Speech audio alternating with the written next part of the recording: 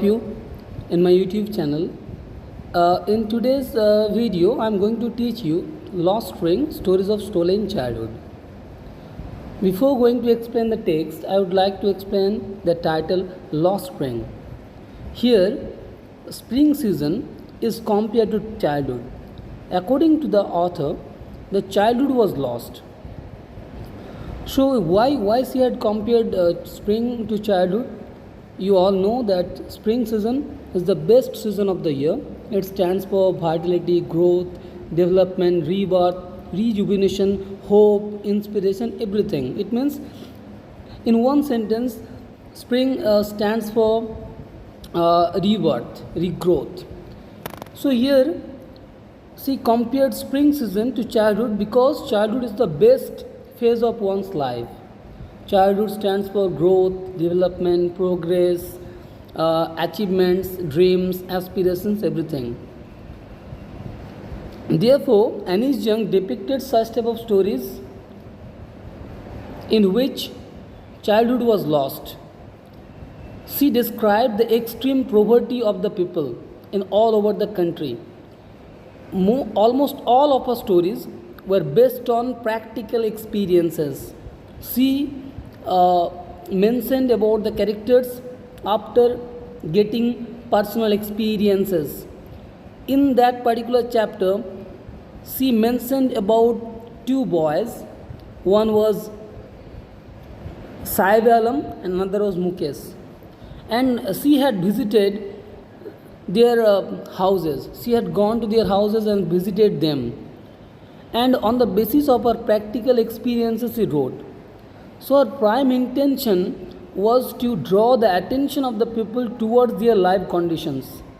She tried to narrate two different types of society in our state or in our country. One having a lot of facilities, the children get chance to go to schools, and another is devoid of all kinds of facilities. They can't get even the basic needs. They are not allowed, they couldn't afford to purchase, they couldn't afford books and copies to go to school. It means they had sacrificed their dreams and desires, and at a certain age they started working in different fields. So our country had developed a lot, but at the present moment child labor is still present everywhere. It means we have to take her intention, or she wanted to motivate us to stop child labor. Every child is a gift of God. Every child is a star, and every child must get time to shine. She wanted to mean that. So, without let's know about Anis Jung. Anis Jung was born in Rourkela and brought up in Hyderabad, and she got her education in India and abroad too. She worked as a columnist, and most of her writings based on her practical experiences. In that chapter, there are two parts. Part 1 is about a rag picking boy named Saib Alam, and part 2 was about a boy who was totally different from the community, whose name was Mukesh. I will try to sum up the first part. Sometimes I find a rupee in the garbage. This particular line had been said by Saib Alam, who was a rag picker. Saib Alam was actually from Bangladesh. The meaning of his name is Lord of the Universe, but he did not know the meaning of it. Anis Jung narrated about his life. Anis Jung told the readers that Saib Alam was actually from Bangladesh, Dhaka, Bangladesh. He and his family left their motherland as their crop fields got destroyed by storm. So, in search of livelihood, they left their motherland and came in India in search of food, and they adopted the profession of rag picking. Saib Alam was a carefree child. He wanted to go to school, but as no schools were available, he couldn't go there. Anis Jung asked Saib Alam why he wanted why he collected garbage, and the answer was very shocking. Sahib Alam replied that he had no other work to do, that's why he collected garbage. When Sahib Alam was again asked why he did not go to school, he replied that no schools were available in his area. So this line clearly explained that Sahib Alam was also desirous to go to school, but due to the unavailability of the schools, he couldn't go there. Anis Jung compared them like morning birds because they appeared early in the morning and they disappeared at the noon time. Here, Anis Jung also described about the meaning of garbage in different points of view.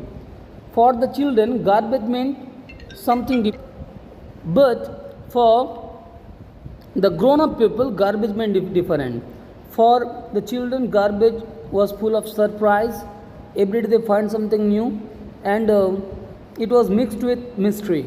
But for the elders, garbage stands for shelter, food, and the basic needs.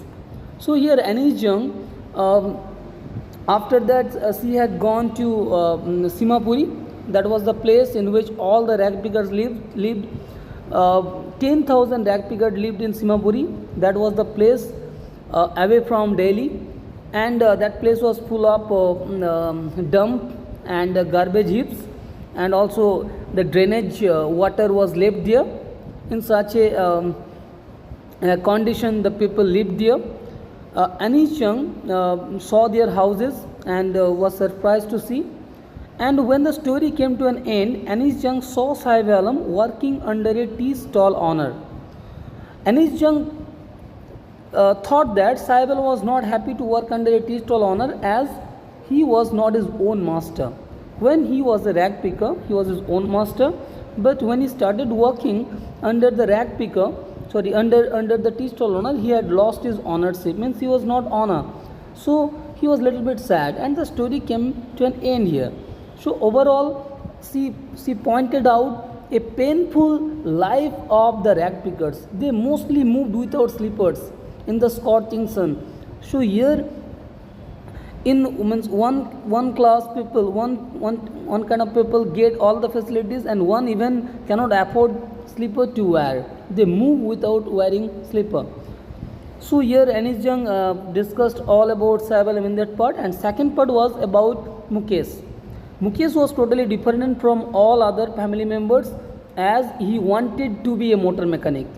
Mukesh was from Firozabad. It was the center of glass making industry, or glass bangles. It was the center of glass bangles, and all the family members worked there. So Mukesh wanted to be his own master. Mukesh did not want to follow the family tradition.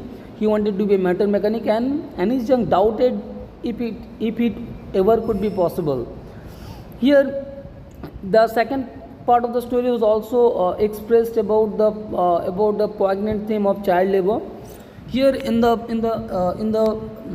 furnace, more than 20,000 children worked, and the condition in which they worked were very difficult. It means they worked in small rooms devoid of light and air too, and that's why in Firozabad most of the people had lost their eyesight.